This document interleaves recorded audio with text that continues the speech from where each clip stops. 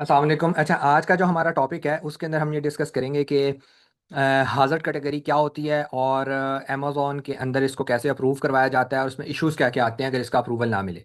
ठीक है, सबसे पहले तो मैं आपको एक चीज़ बताता हूँ कि हमने लास्ट वीडियो के अंदर शिपमेंट प्लान क्रिएट करना सीखा है। अगर किसी को कोई इशू है तो वो वीडियो जाकर देखे।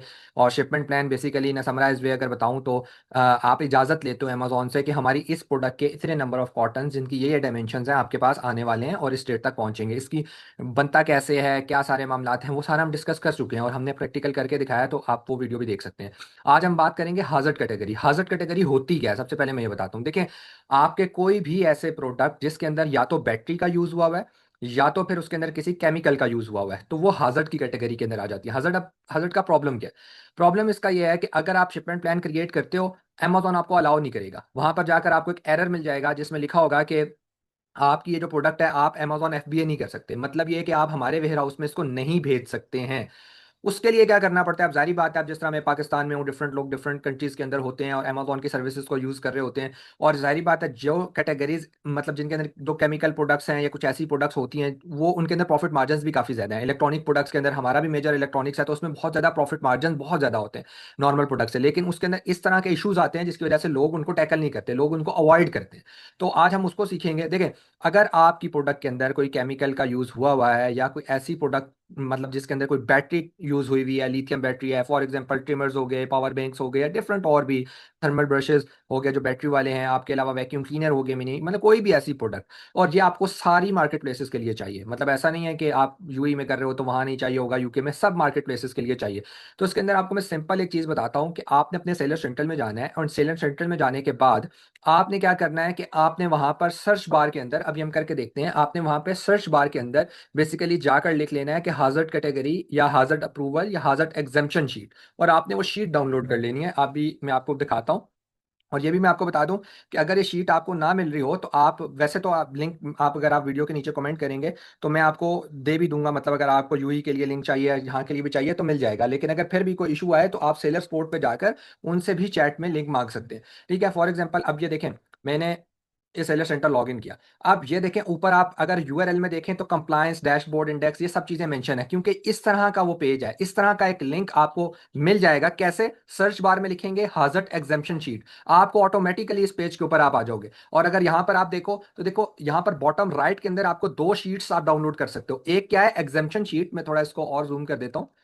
अगर आप इसको देखेंगे, ये देखें, exemption sheet for battery, and दूसरी है exemption sheet for products without harmful chemicals. मतलब केमिकल की अगर प्रोडक्ट है तो आप उसके लिए एग्जेम्पशन शीट डाउनलोड करोगे और वापस अपलोड कहां करनी होगी? इसी लिंक के ऊपर आकर अपलोड डॉक्यूमेंट कर कर आपने अपनी जो शीट होगी उसको अपलोड कर देना है। तो सिंपल प्रोसेस है, इसमें कोई रॉकेट साइंसेस नहीं है। बट ये यूके का डेफिनेटली। ये लिंक कहां से मिलेगा? मैंने आपको बताया कि आप सर्च बार में एग्जेम्पशन शीट लिखेंगे, आप ऑटोमेटिकली इस पेज पर आ जाएंगे। नहीं मिल रहा हो, डायरेक्ट लिंक आपको सेलर सपोर्ट भी दे देगी। वहां से भी ना मिले, मेरी वीडियो के नीचे बताइएगा, मैं आपको दे दूंगा। हर मार्केट प्लेस का डेफिनेटली यूएसए का डिफरेंट लिंक होगा। ये देखें, यूरोप लिखा हुआ है ना, तो यूरोप का डिफरेंट है, यूएसए का डिफरेंट है, यूई का डिफरेंट है। अच्छा, जब ये डाउनलोड हो जाएगी फाइल तो उसके बाद आपने ओपन करना है। मैं जिस तरह दिखाता हूँ, ये एक फाइल हमने कंप्लीट की हुई है। ये देखें, ये एक पावर बैंक की फाइल है। अब इसको कंप्लीट कैसे करना है हम इसको डिस्कस करते हैं। ये फाइल जब आप ओपन कर लेंगे तो आपने सबसे पहले फर्स्ट नेम और लास्ट नेम लिखना है। ये एग्जैक्टली वही नेम होना चाहिए जो आपके सेलर सेंट्रल का है। ऐसा नहीं होना चाहिए कि सेलर सेंट्रल में स्पेलिंग और है, यहाँ शीट में आप और डाल दोगे, फिर डाटा मिसमैच हो जाएगा। जब आप अपलोड करोगे तो वो अप्रूव नहीं होगा। तो इसका ख्याल रखना है। अपनी प्रोडक्ट का एसएन आपने जो है यहाँ पुट कर देना है। एसएन क्या है? देखें, आप जिस प्रोडक्ट के लिए एग्जाम्पशन शीट अपलोड कर रहे हैं ना, आपको अमेजॉन एफबीए नहीं करने दे रहा। आपकी किसी प्रोडक्ट को कह रहा है भाई आप इसको अपडेट आप नहीं भेज सकते बिकॉज इसके अंदर बैटरी का यूज हुआ है। तो उसको टैकल करने के लिए क्या है कि आपने ये शीट अपलोड करनी है ताकि ये अप्रूव हो जाए। वंस वो अप्रूव हो जाएगी तो आपको वो अलाउ कर देगा। तो एसएन पुट कर देना है। प्रोडक्ट का टाइटल एग्जैक्टली फुल टाइटल आपने यहाँ पर कॉपी कर पेस्ट कर देना है। फुल टाइटल करना है, कोई ये ना हो कि आप जो है ना स्मॉल टाइटल कर दें। फुल टाइटल करना है। उसके बाद what's in the box, box के अंदर क्या क्या है, जिस तरह एक पावर बैंक है, चार्जिंग केबल है, यूजर मैनुअल है। उसके अलावा जो बैटरी का यूज हुआ है, कौन सी बैटरी यूज हुई है, तो लिथियम पॉलीमर की बैटरी यूज हुई है, मैंने वो लिख दिया। बैटरी पैकेजिंग आपकी इक्विपमेंट के अंदर है, इक्विपमेंट के साथ सेपरेट आ रहा है, तो सेपरेट तो नहीं आता, डेफिनेटली इक्विपमेंट के अंदर ही होता है, चाहे पावर बैंक हो चाहे कोई और प्रोडक्ट हो। सेल्स कितने हैं? अच्छा, ये इंफॉर्मेशन अगर आपके पास नहीं है तो आपको आपका सप्लायर देगा, अगर आप प्राइवेट लेवल कर रहे हो। और अगर आप होलसेल कर रहे हो तो आपका जो ब्रांड ओनर्स हैं, वो आपको देंगे, मतलब जो जिनसे आपने सामान उठाया है वो आपको ये सारी इंफॉर्मेशन देंगे। जाहिर बात है, अब आपको इल्हाम तो नहीं होगा कि इसके अंदर मल्टीपल सेल्स है या नहीं है, तो आपको अपनी प्रोडक्ट के बारे में जब पता होगा तभी आप ये चीजें अपलोड करोगे। तो आसान प्रोसेस है, कोई मुश्किल नहीं है। सप्लायर के पास जाओ, उसको बोलो भाई ये मैंने शीट फिल करनी है, इसके अंदर का डाटा मुझे बता दो, वॉट आवर्स कितने हैं, कैपेसिटी मतलब कितनी है, और ये कंप्लीट हो जाएगी। जैसे ही ये कंप्लीट हो जाए, सिंपल यहाँ पर जाना है आपने, ठीक है, आपने यहाँ पर जाना है और यहाँ आकर इसको अपलोड कर देना है। तो कोई रॉकेट साइंस इसके अंदर मौजूद नहीं है, कोई इशू नहीं है, कोई परेशानी नहीं है। अच्छा, अब अगर हम देख लेते हैं, अगर केमिकल प्रोडक्ट है, फॉर एग्जांपल आपकी प्रोडक्ट बैटरी की नहीं है, आपकी केमिकल की है, तो उसमें कैसी शीट होगी हम वो भी देख लेते हैं, ताकि आप लोगों को कंप्लीट जो है ना hazard का जो इश्यूज हैं वो समझ में आ जाए, ठीक है। अच्छा, उसमें ना इस तरह की शीट आती है। अच्छा, उसमें इस तरह की शीट आएगी, सेम ये देखें, नाम आपने पूरा पुट कर देना है, और उसमें आपने जो केमिकल के नाम लिखे हुए हैं कि आपकी प्रोडक्ट में इस तरह का कोई केमिकल तो इस्तेमाल नहीं हो रहा। अगर आप इसको देखें इस तरह का, मतलब like gases under pressure, something like explosives वगैरह तो नहीं है। अब आपने वो सारे नो, अच्छा ये नहीं है कि मैंने नो किया तो आप भी नो कर दो, आपको पता होना चाहिए आपकी प्रोडक्ट में चीजें तो नहीं है। अगर नहीं है तो आप नो कर दो, इजीली काम हो जाएगा। सेम एस इनपुट करो, प्रोडक्ट नेम डालो, और ये देखें मैग्नेट के साथ अगर प्रोडक्ट सेल हो रही है तो यस करो, वरना नो कर दो। और ये दिस इज वेरी इंपॉर्टेंट, एक ये चीज है कि इंग्रेडिएंट्स, कौन कौन से इंग्रेडिएंट्स मौजूद हैं, ये बात याद रखिएगा। और ये भी आपको कौन बताएगा? सिंपल वे में आपका सप्लायर बताएगा। अगर होलसेल कर रहे हो तो आपका जो जो आप जिससे आपने सामान उठाया वो लोग बताएंगे, डिस्ट्रीब्यूटर बताएगा या ब्रांड ओनर्स बताएंगे, सिंपल इज इट। और इसके अंदर कंप्रेस गैस है ये भी नहीं, ये सब चीजें कौन बताता है आपको? फिर मैं रिपीट कर रहा हूं कि आपने खुद से नहीं पुट कर देना कि मुझे पता नहीं था मैंने पुट कर दिया। अगर खुदा ना ख्वास्ता आपने गलत इंफॉर्मेशन दी और आपकी प्रोडक्ट एफबीए हो गई और वहां जाकर मसला हुआ, आपकी पूरी इन्वेंट्री उठा के बाहर फेंक देंगे, जिसको कहते हैं डिस्पोज ऑफ कर देंगे। तो इस बात का ख्याल रखना है आप लोगों ने कि खुद से कोई चीजें नहीं लिखनी। अच्छा, अब बहुत ही नॉर्मल केसेस में क्या होता है इस तरह का, ये देखें देखें जिस तरह क्लासिफाइड हो गया, अब ये प्रोडक्ट अपलोड मैंने किया 2 से 3 दिन के बाद मुझे यहाँ पर क्लासिफाइड हो गया, और ये आप देखें डेंजरस गुड एफबीए फुलेबल, मतलब कोई मसला नहीं है, अब मैं अपना शिपमेंट प्लान बनाकर आराम से इसके अंदर सेंड आउट कर सकता हूँ अपनी इन्वेंट्री को एफबीए के थ्रू। लेकिन कई दफा बहुत रेयर केसेस में ऐसा हो जाता है कि अमेजोन आपसे एडिशनल डॉक्यूमेंट्स मांग लेता है, कहता है कि भाई शीट तो आपकी आ गई, समझ में भी आता है, बट हमें एडिशनल डॉक्यूमेंट्स दो।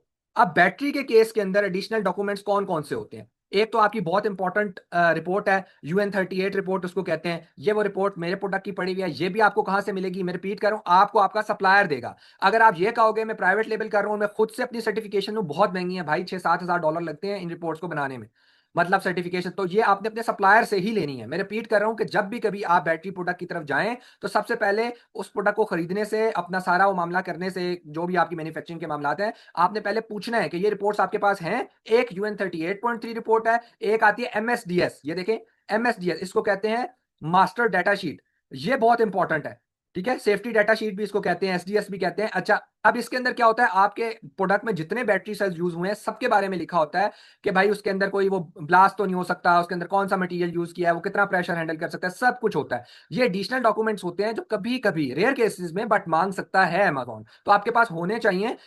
इनिशियल स्टेजेस पे जरूरत नहीं है, बट वही बात है, लेटर ऑन आपको जरूरत पड़ सकता है। तो ये इंपॉर्टेंट है, ये दो डॉक्यूमेंट्स आपके पास लाजमी लाजमी होने चाहिए। और उसके बाद अगर आप फिर से केमिकल प्रोडक्ट पे हम जाते हैं, तो केमिकल में एक्स्ट्रा कौन से डॉक्यूमेंट्स मांग सकता है मैं वो भी बता देता हूँ। केमिकल में एक्स्ट्रा 2 डॉक्यूमेंट्स होते हैं, एक तो वही MSDS सिंपल, और एक इस तरह का डॉक्यूमेंट होता है जिसको आप COA कहते हैं, सर्टिफिकेट ऑफ एनालिसिस। सेम ये आपको सप्लायर्स देंगे, और अगर ना दें, फॉर एग्जाम्पल एक सप्लायर कहता है कि हमारे पास जो है ना, हम आपको प्रोडक्ट बहुत अच्छी प्राइस में देंगे सब कुछ, लेकिन हमारे पास ये डॉक्यूमेंट्स नहीं है, तो उससे डील मत करो। मैं अपनी सारी अलीबाबा के अंदर कैसे सोर्सिंग करनी है सब समझा चुका हूँ, वीडियोस लगी हुई हैं, उनको देखें। उन सप्लायर्स के साथ काम मत करें, क्योंकि आगे जाके जब आप फंसेंगे और Amazon eBay जब ये सारी मार्केट प्लेसेस आपसे डॉक्यूमेंटेशन मांगेंगी, तो आप कहोगे मेरे पास तो नहीं है, तो जब नहीं होगा तो प्रोडक्ट आपका डीलिस्ट हो जाएगा, तो इतनी ज्यादा इन्वेंट्री बाउंड हो जाएगी। इन सब चीज़ों से बचने के लिए स्टार्ट में ही इन सब लोगों को, इन चीज़ों को देखा करें। और सेकंड ये है, कोई इतनी रॉकेट साइंस नहीं है, लेकिन अगर फिर भी किसी को कोई इशू आए तो मुझे कमेंट करके बता दे, ये इसका जो भी हाजर कैटेगरी का इशू है वो रिजॉल्व हो जाएगा इंशाल्लाह। ये मेरा पर्सनल नंबर है, आप चाहें तो इस पर कांटेक्ट कर सकते हैं अगर आपको कोई भी इशू आ रहा है अमेजोन से खासतौर पर रिलेटेड, या किसी भी ई-कॉमर्स प्लेटफॉर्म से रिलेटेड। इससे हो गया, eBay हो गया, टिकटॉक शॉप हो गया, शॉपिफाई हो गया, कोशिश करूंगा कि आपको फ्री कंसल्टेंसी प्रोवाइड कर सकें और आपके इशू को रिजॉल्व कर सकें। एंड ये हमारा यूट्यूब चैनल है, कोशिश करें इसको जरूर सब्सक्राइब करें, ताकि यहाँ पर हम बहुत ज़्यादा कंटेंट अपलोड करते हैं, खासतौर पर ऐसी वीडियोज़ और जिनका मतलब जो एरर्स आजकल लोगों को फेस करने को मिल रहे हैं, कोई इशूज़ फेस करने को मिल रहे हैं ई-कॉमर्स प्लेटफॉर्म से रिलेटेड, या सेलिंग के अंदर कोई इशूज़ आ रहे हैं, तो हम इसको रिजॉल्व करते हैं। तो इसको जरूर सब्सक्राइब करें and hope for the best.